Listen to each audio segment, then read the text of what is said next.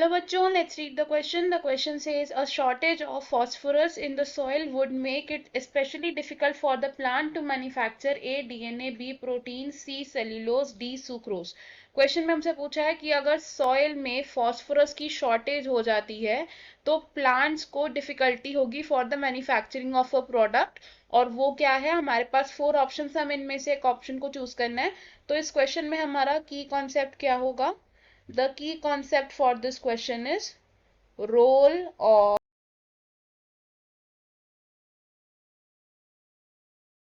phosphorus in and plants। तो phosphorus क्या है? phosphorus है हमारा एक मैक्रोन्यूट्रिएंट, मैक्रोन्यूट्रिएंट और ये मैक्रोन्यूट्रिएंट डायरेक्टली रिलेटेड है to the growth of plant. अब फॉस्फोरस को प्लांट्स अब्सॉर्ब करते हैं फ्रॉम सॉइल एज आयन और फॉस्फेट, एंड ये जो फॉस्फोरस होता है इसका फंक्शन क्या होता है? फॉस्फोरस इज असेंशियल फॉर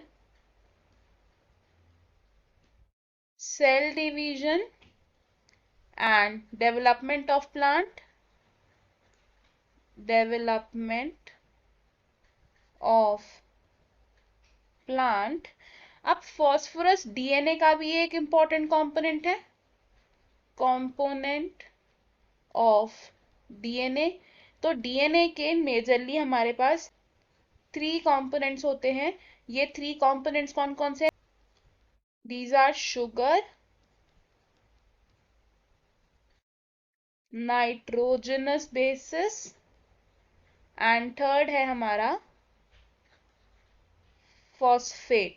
अब ये जो फॉस्फेट है ये डीएनए का एक इंपॉर्टेंट कंपोनेंट है।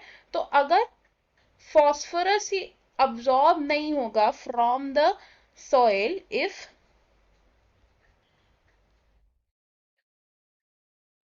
phosphorus is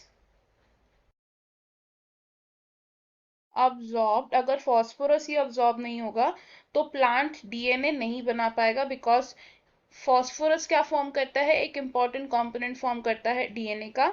plant will not be able to make DNA.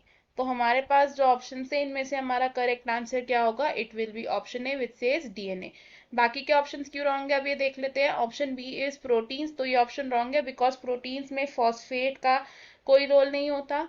Option C is cellulose, ये ऑप्शन भी रॉन्ग होगा बिकॉज सेल्यूलोज किससे बना होता है? ग्लूकोज यूनिट से बना होता है, ना कि फॉस्फेट या फॉस्फोरस का रोल से। ऑप्शन डी इज सुक्रोज, ये ऑप्शन भी रॉन्ग होगा बिकॉज सुक्रोज बना होता है ग्लूकोज एंड फ्रक्टोज से।